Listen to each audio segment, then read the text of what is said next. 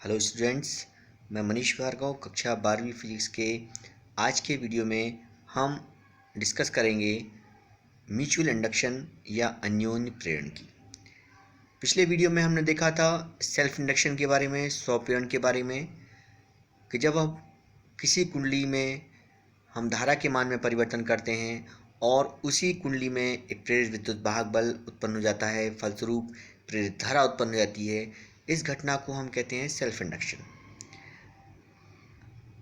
Mutual induction में क्या होता है कि हम एक कुंडली में धारा के मान में परिवर्तन करते हैं और उसके पास में रखी हुई दूसरी कुंडली में विद्युत वाहक बल प्रेरित हो जाता है। तो इस घटना को हम म्यूचुअल इंडक्शन या अन्योन्य प्रेरण कहते हैं। जिस कुंडली में धारा के मान में परिवर्तन किया जाता है उसे हम प्राइमरी कॉइल कहते हैं, प्राथमिक कुंडली कहते हैं, और जिस कुंडली में विद्युत वाहक बल प्रेरित होता है उसे हम सेकेंडरी कॉइल कहते हैं। आइए इस डायग्राम से हम और क्लियर कर लेते हैं इसको। इसमें P प्राइमरी कॉइल है, S सेकेंडरी कॉइल है। आप इस डायग्राम ए को देखेंगे। सबसे पहले इसमें RH ये धारा नियंत्रक है और B बैटरी है, K की है, कुंजी है। जब हम कुंजी K को प्रेस करते हैं, दबाते हैं, तो इसके फलस्वरूप प्राइमरी कॉइल में धारा के मान में परिवर्तन होता है और इसके फलस्वरूप इसके पास में रखी हुई सेकेंडरी कॉइल है, इसमें जो धारा मापी है उसमें विक्षेप उत्पन्न हो जाता है। जब हम कुंजी K को छोड़ते हैं तो धारा के मान में अचानक कमी होती है। अचानक कमी होती है तो कुंडली S है, उससे जाने वाले चुंबकीय फ्लक्स में परिवर्तन होगा और चुंबकीय फ्लक्स में परिवर्तन होने के कारण प्रेरित धारा पुनः उत्पन्न हो जाएगी और पुनः जी में जो धारा मापी है उसमें विक्षेप उत्पन्न हो जाएगा। तो हम देखते हैं कि कुंडली P में लगी कुंजी को प्रेस करते हैं तो S में बहुत अल्प समय के लिए विक्षेप उत्पन्न होता है। इसका कारण क्या है कि जब हम K को प्रेस करते हैं तो जो कॉइल P है उसमें धारा बहने के कारण कॉइल S से होकर जाने वाली चुंबकीय बल रेखाएं में परिवर्तन होता है। इसके फलस्वरूप जो कॉइल S में प्रेरित विद्युत वाहक बल प्रेरित उत्पन्न हो जाता है और प्रेरित विद्युत धारा बहने लगती है। इसी प्रकार जब हम P में जो की लगी हुई है K, उसे हम छोड़ते हैं, प्रेस जो भी किए हुए थे उसको छोड़ देते हैं, तो फिर से जो गैल्वेनोमीटर G है उसमें बहुत कम समय के लिए एक विपरीत दिशा में विक्षेप उत्पन्न होता है। उसका भी कारण क्या है कि K को जब हम छोड़ते हैं, कुंजी को खोल देते हैं, तो कॉइल P में धारा प्रवाह अचानक बंद हो जाता है और S से गुजरने वाली जो चुंबकीय बल रेखाएं उन वो घटकर एकदम से शून्य होती हैं, जिसके फलस्वरूप S में प्रेरित विद्युत वाहक बल उत्पन्न होता है और प्रेरित धारा बहने लगती है। अन्योन्य प्रेरण का उपयोग क्या है? एक तो ट्रांसफार्मर में इसका उपयोग करते हैं और दूसरा प्रेरण कुंडली में भी इसका हम उपयोग करते हैं। अब देखते हैं म्यूचुअल इंडक्टेंस और कोफिशिएंट ऑफ म्यूचुअल इंडक्शन। जिस प्रकार स्वप्रेरण गुणांक था या स्वप्रेरकत्व था, उसी प्रकार अन्योन्य प्रेरकत्व है या अन्योन्य प्रेरण गुणांक है। जब हम प्राइमरी कॉइल में I करंट को फ्लो करते हैं, I धारा प्रवाहित करते हैं और इसके कारण जो द्वितीयक कुंडली है सेकेंडरी कॉइल में उससे बद्ध चुंबकीय फ्लक्स यदि फाई हो तो फाई प्रोपोर्शनल I, क्योंकि जितनी धारा के मान में वृद्धि होने पर फाई का मान में भी वृद्धि होती है। अब यदि हम समानुपाती का चिन्ह हटाएं तो फाई इक्वल टू MI हो जाएगा। यहाँ M एक नियतांक है जो दोनों कुंडलियों में फेरों की संख्या पर, number of turns per depend करता है और साथ ही सेकेंडरी कॉइल के एरिया, क्षेत्रफल पर तथा उनके बीच में क्या माध्यम है इस पर डिपेंड करता है। इसे हम M को अन्योन्य प्रेरकत्व या अन्योन्य प्रेरण गुणांक कहते हैं, म्यूचुअल इंडक्टेंस कहते हैं। यदि I इक्वल टू 1 है तो फाई इक्वल टू M हो जाएगा और इससे हम M को डिफाइन भी कर सकते हैं कि दो कुंडलियों का जो अन्योन्य प्रेरकत्व है उसका आंकिक मान या न्यूमेरिकल वैल्यू किसके बराबर होती है? सेकेंडरी कॉइल से बद्ध मैग्नेटिक फ्लक्स के, जो उस समय उत्पन्न होता है जबकि प्राइमरी कॉइल में एकांक धारा प्रवाहित की जाती है, यूनिट करंट फ्लो की जाती है। अब हम फैराडे के द्वितीय नियम का यदि उपयोग करें तो फैराडे के द्वितीय नियम से E इक्वल टू होता है minus d phi upon d t. Phi की वैल्यू हम रख दें एम आई तो हो जाएगा minus d m i upon d t. M constant है, बाहर हो जाएगा तो E equal to minus m d i upon d t. यदि d i upon d t equal to 1 मान लें तो E equal to minus m. इस स्थिति में m जो है वो विद्युत वाहक बल के बराबर हो जाता है, प्रेरित विद्युत वाहक बल के बराबर हो जाता है, जो प्राइमरी कॉइल में धारा परिवर्तन की दर एकांक होने पर, यूनिट होने पर उत्पन्न होता है। इसका मात्रक भी हेनरी है, जो संपीड़न गुणांक का मात्रक है, वही अन्योन प्रेरण गुणांक का मात्रक है, तो हेनरी है। और अब हम देखते हैं दो समतल कुंडलियों का अन्योन्य प्रेरकत्व। जिस प्रकार हमने दो समतल कुंडलियों का स्वप्रेरकत्व देखा था, अब हो गया mutual inductance of two plane coils. हम मान लेते हैं कि दो समतल वृत्ताकार कुंडलियां हैं P और S जो एक दूसरे के समीप स्थित हैं। प्राइमरी कुंडली P में फेरों की संख्या N1 है और द्वितीय कुंडली में फेरों की संख्या N2 है। प्राइमरी कॉइल की त्रिज्या रेडियस जो है R1 और द्वितीय कुंडली की त्रिज्या R2 है। प्राथमिक कुंडली P में धारा IP फ्लो करने पर उसके केंद्र पर उत्पन्न चुंबकीय क्षेत्र B इक्वल टू हो जाएगा mu N1 IP upon 2R1। ये हम पहले पढ़ चुके हैं कि किसी वृत्ताकार कुंडली के केंद्र पर उत्पन्न चुंबकीय क्षेत्र B बराबर होता है म्यू NI अपॉन 2R। अब यहाँ पर हम दो कुंडलियाँ ले रहे हैं। पहली कुंडली में IP धारा प्रवाहित कर रहे हैं तो I के स्थान पे IP ले लेंगे। प्राइमरी कॉइल में फेरों की संख्या N1 है तो N के स्थान पे N1 ले लेंगे, और उसकी प्राइमरी कॉइल की त्रिज्या जो है R1 है, इसलिए R के स्थान पर R1 ले लेंगे। तो प्राइमरी कॉइल में IP धारा बहने पर उसके केंद्र पर उत्पन्न चुंबकीय क्षेत्र B बराबर हो गया mu N1 IP upon 2R1। चूंकि हम चुंबकीय क्षेत्र को द्वितीय कुंडली के तल पर एक समान मान सकते हैं, इसलिए इस कुंडली के कारण जो प्राइमरी कुंडली जो चुंबकीय क्षेत्र है, इस चुंबकीय क्षेत्र जो उत्पन्न हुआ है B, इसके कारण द्वितीय कुंडली से बद्ध चुंबकीय फ्लक्स जो होगा वो फाई एस मतलब सेकेंडरी कॉइल के लिए है। द्वितीय कुंडली से बद्ध चुंबकीय फ्लक्स फाई एस बराबर चुंबकीय फ्लक्स और कुंडली का प्रभावी क्षेत्रफल हम जानते हैं NBA लेते हैं। फाई बराबर NBA होता है या BN होता है, पर यहाँ पर हम N2 ले लेंगे क्योंकि द्वितीय कुंडली की बात कर रहे हैं, तो फाई इक्वल टू हो जाएगा B इंटू N2A।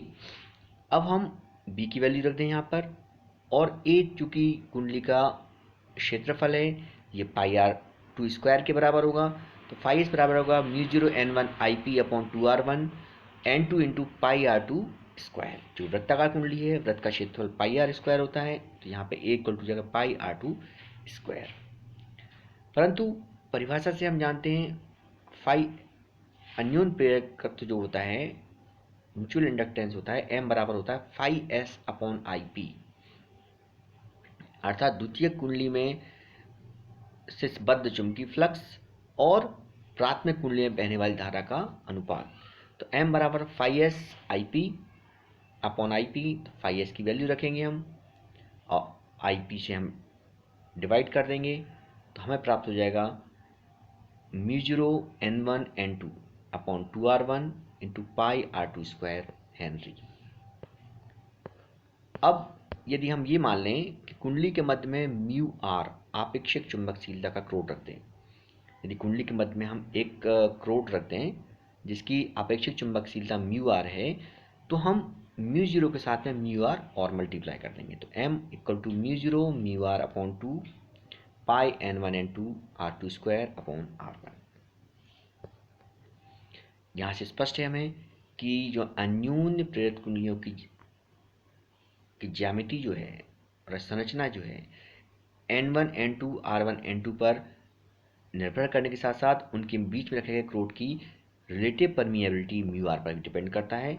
तो अब हम देख लेते हैं कि अन्योन्य प्रेरकत्व जो effect of various factors on mutual inductance को कौन कौन से फैक्टर्स प्रभावित करते हैं। तो नंबर 1, क्रोड के पदार्थ पर। हम जो डायग्राम देख रहे हैं, जो फॉर्मूला देख रहे हैं, m equal to mu zero mu R pi R two square N one N two upon R one, तो हमें डायरेक्ट पता चल रहा है कि m प्रोपोर्शनल म्यू आर, अर्थात आपेक्षिक चुंबकशीलता म्यू आर का मान बढ़ाएंगे तो प्रेरकत्व का मान बढ़ जाएगा। तो यदि हम कहते हैं कुंडलियों के मध्य में हम यदि कोई कोर रख दें तो उसका प्रेरकत्व बढ़ जाता है। सेकंड पॉइंट है नंबर ऑफ टर्न्स पर, फेरों की संख्या पर, जो कि m प्रोपोर्शनल n1 n2, यदि हम n1 n2 बढ़ाएंगे तो m का मान बढ़ जाएगा।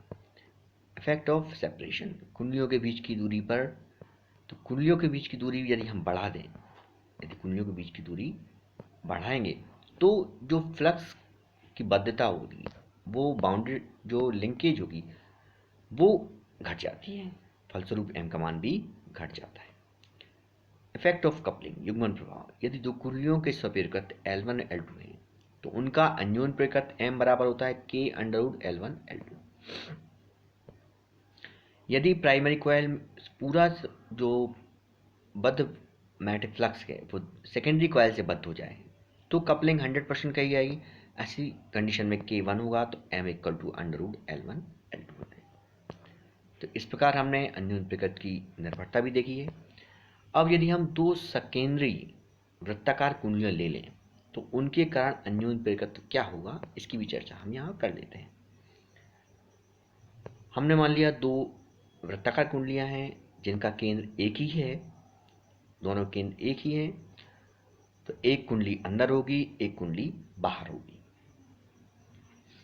जो बाहरी वृत्ताकार कुंडली है उसमें I2 धारा प्रवाहित होती है और उस कुंडली की त्रिज्या R2 है।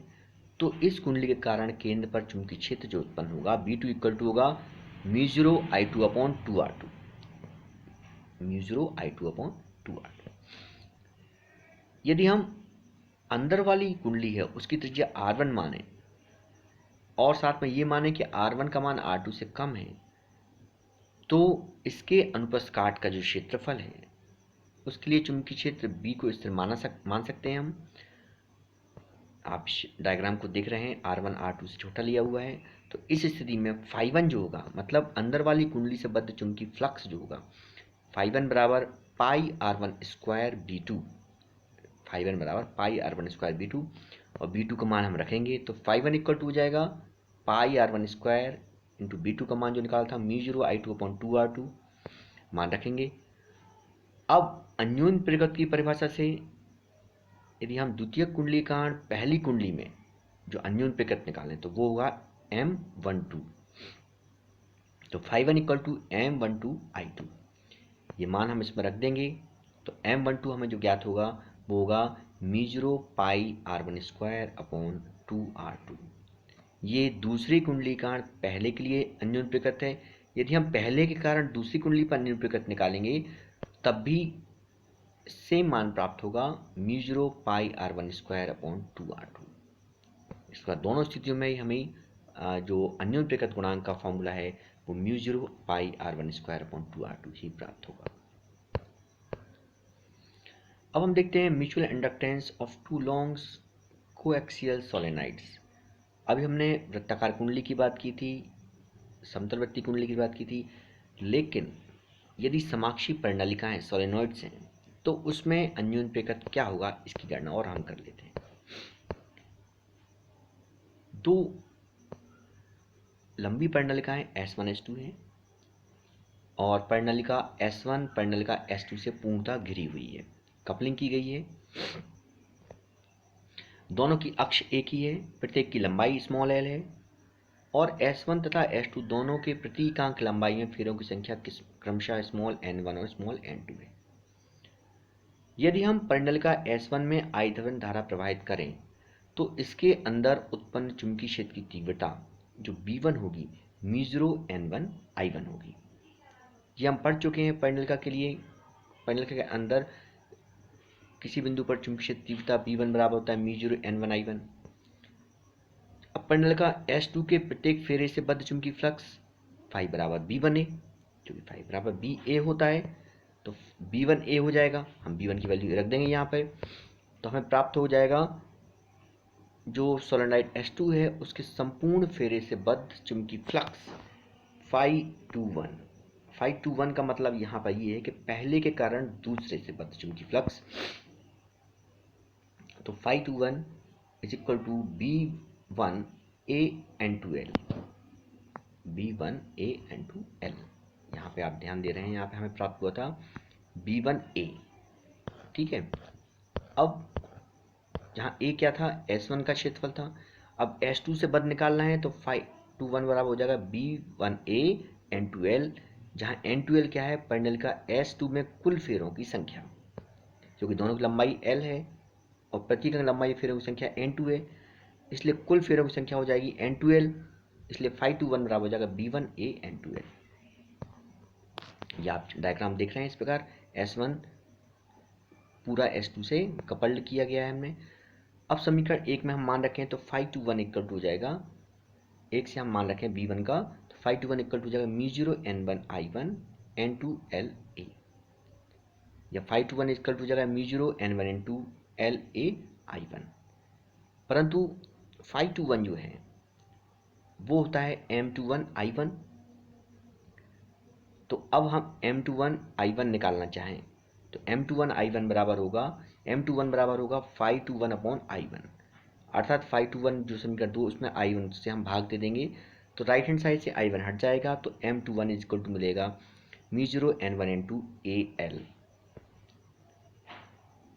ये हमें समीकरण मिल गया।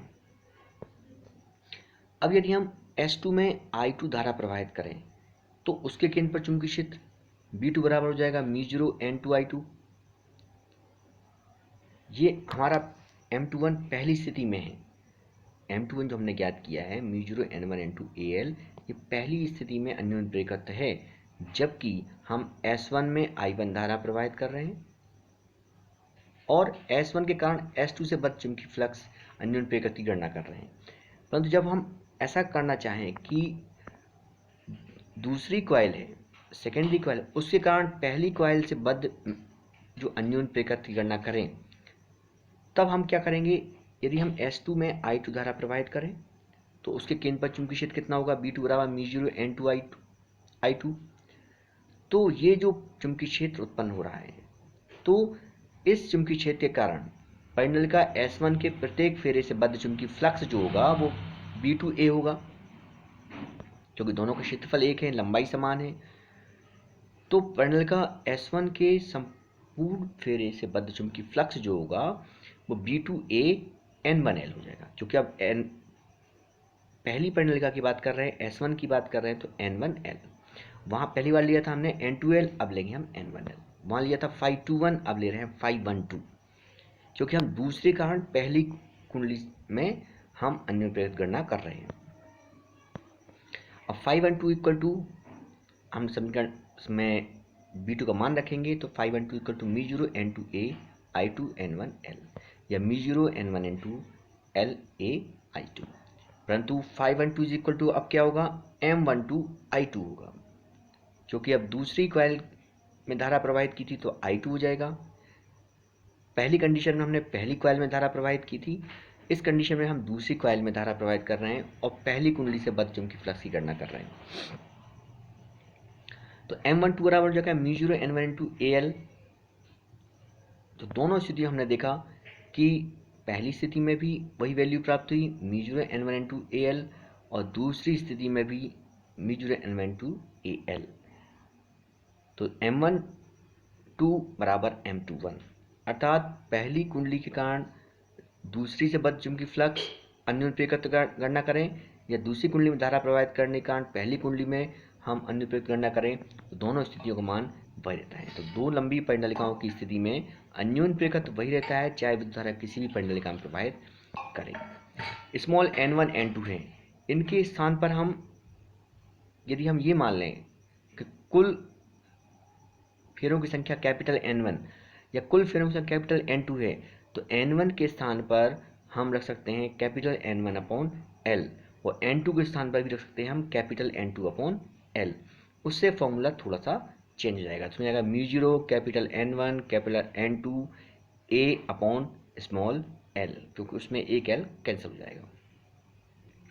तो यहाँ N1 N2 के स्थान पर हम कैपिटल N1 और कैपिटल N2 का उपयोग भी कर सकते हैं। तो यदि आप चाहें तो n1 हटा स्मॉल n1 हटाना है तो स्मॉल n1 के स्थान पे कैपिटल N1 अपॉन L रख देंगे और स्मॉल n2 के स्थान पे capital N2 upon small L रख देंगे। दोनों स्थितियों में व्यंजक हमें समान ही प्राप्त होगा। अब हम एक चीज और बात करें कि यदि हम दोनों के बीच में कोई क्रोड रख दें जिसकी चुंबकशीलता म्यू हो तो वहां पर हम म्यू से मल्टीप्लाई और कर देंगे तो m बराबर म्यू n1 n2 al। अभी हमें प्राप्त हुआ था म्यू 0 n1 n2 al। अब हमें यहाँ यदि हमने म्यू का मान रखा है यहाँ पे कि जो हमने क्रोड रखा है उसकी चुंबकशीलता म्यू है, म्यू आर है रिलेटिव, पर म्यू 0 और म्यू आर का गुणनफल होता है। यदि हम म्यू 0 और म्यू आर को मल्टीप्लाई करें तो हम उसको म्यू लेते हैं तो यहाँ m बराबर हो जाएगा म्यू n1 n2 al।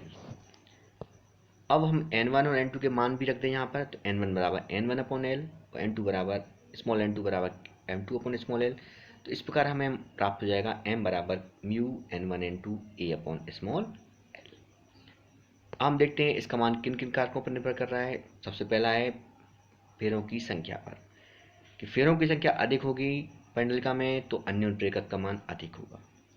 दूसरा अनुप्रस्थ काट के क्षेत्रफल पर, यदि अनुप्रस्थ काट का क्षेत्रफल अधिक है तो पेंडलिका का जो अन्योन्य प्रेरकत्व का मान है वो अधिक होगा। लंबाई पर, यदि लंबाई अधिक है तब भी अन्योन्य प्रेरकत्व का मान कम होगा क्योंकि L अपॉन में है। क्रोड की चुंबकशीलता पर, यदि पेंडलिकाओं के मध्य में कोई हम किसी अधिक चुंबकशीलता क्रोड रख दें तो अन्योन्य प्रेरकत्व का मान बढ़ जाता है। हम स्वप्रेरण और अन्योन्य प्रेरण में अंतर और देख लेते हैं। किसी कुंडली में बहने वाली विद्युत धारा के मान में परिवर्तन करें और उसी कुंडली में प्रेरित धारा उत्पन्न हो जाए तो इसे हम स्वप्रेरण कहेंगे। और जबकि एक कुंडली में धारा के मान में परिवर्तन करें और उसके पास में रखी दूसरी कुंडली में प्रेरित धारा उत्पन्न हो जाए तो इसे हम अन्योन्य प्रेरण कहेंगे, म्यूचुअल इंडक्शन कहेंगे। इसमें एक कुंडली होती है स्वप्रेरण घटना में, अन्योन्य प्रेरण घटना में दो कुंडलियां आवश्यक होती हैं। जो स्वप्रेरण घटना में जो प्रेरित धारा होगी मुख्य धारा के मान को सीधे प्रभावित करती है, जबकि अन्योन्य प्रेरण घटना में प्रेरित धारा दूसरी कुंडली में उत्पन्न होती है इसलिए मुख्य धारा को प्रत्यक्ष रूप से प्रभावित नहीं करती है। हम सवाल देख लेते हैं कुछ। 50 फेरों वाली एक कुंडली में बद्ध चुंबकीय फ्लक्स 1 सेकंड में 0.3 वेबर से घटकर 0 हो जाता है तो कुंडली के सिरों के बीच प्रेरित विभवांतर का मान ज्ञात करना है। तो संपूर्ण कुंडली से बद्ध चुंबकीय फ्लक्स जो है उसमें परिवर्तन करें तो डी फाई बराबर हो जाएगा n phi two minus phi one. Flux में परिवर्तन phi two minus phi one होगा तो यहाँ पर n फेरे हैं तो n का मान 50 है तो 50 0 माइनस 0.3 ये हो जाएगा माइनस 15 वेबर। और dt बराबर 1 सेकेंड, क्योंकि 0.3 से घटकर 0 रह जाता है इसलिए 0 में से 0.3 माइनस किया है हमने। अब dt बराबर 1 सेकेंड, 1 सेकेंड में चूंकि घटना घटी है तो प्रेरित विभवांतर E बराबर minus d phi upon d t तो minus 15 upon weber upon 1 second ये हो जाएगा 15 वोल्ट। यदि एक लूप से बद्ध चुंबकीय फ्लक्स फाई दिया हुआ है 60 स्क्वायर 70 प्लस 1 तो फाई का मान मिली वेबर में है, टी का मान सेकेंड में है तो 2 सेकेंड में लूप में कितना विद्युत भाग बल प्रेरित होगा। फाई हमें दिया हुआ है तो हम जानते हैं फैराडे के द्वितीय नियम से प्रेरित विद्युत भाग बल E बराबर होता है minus d phi upon d t तो minus d upon t t 60 square plus 70 plus 1। हम डिफ्रेंशिएशन करेंगे प्रत्येक पद का तो 60 स्क्वायर का होगा 12t, 7t का होगा 7 और 1 का होगा 0 तो हमें माइनस 12t प्लस 7 हुआ। अब t बराबर 2 सेकेंड दिया है तो हम t के स्थान पर 2 रखेंगे तो माइनस 31 मिली वोल्ट प्राप्त हो जाएगा। एक सवाल और दिया है हमें दिया है एक कुंडली है जिसका स्वप्रेरकत्व 0.4 मिली हेनरी है और कुंडली में 0.1 सेकेंड में 1 एम्पियर की धारा प्रवाहित होती है तो हम विद्युत भाग बल की गणना करनी है कितना प्रेरित विद्युत भाग बल है। L बराबर 0.4 मिली हेनरी तो उसको हम हेनरी में कन्वर्ट करेंगे तो 10 टू पावर माइनस 3 से मल्टीप्लाई कर देंगे तो 0.4 into 10 to power minus 3 henry. t बराबर 0.1 सेकेंड, I2 1 और I1 0 है। अब प्रेरित विद्युत भाग बल E बराबर minus L I2 minus I1 upon T L D i upon d t. तो I2 माइनस I1, I2 1 है, I1 0 है, तो माइनस L का मान है 0.4 10 टू माइनस 3, 1 माइनस 0 अपॉन 0.1, तो हमें आंसर मिल जाएगा -4 इंटू 10 टू माइनस 3 वोल्ट। तो इस प्रकार हमने अन्योन प्रेरण क्या है, इसके साथ साथ अन्योन प्रेरकत्व किसे कहते हैं, उसका मात्रक विमीय सूत्र बिल्कुल सप्रेरकत्व या सेल्फ इंडक्टेंस जो हमने पढ़ा था उसी के अनुसार है। और इसके साथ साथ दो समतल वृत्ताकार कुंडलियों में अन्य प्रेरकत्व की गणना, वृत्तीय कुंडली में अन्य प्रेरकत्व की गणना तथा दो परिंडलिकाएं हैं समाक्षी, उनके लिए अन्य प्रेरकत्व गणना की हमने। साथ ही निर्भरता के साथ हमने कुछ सवालों का भी अध्ययन किया। आशा है आपको ये वीडियो अवश्य पसंद आएगा। अगले वीडियो में हम अगले टॉपिक के साथ फिर मिलेंगे।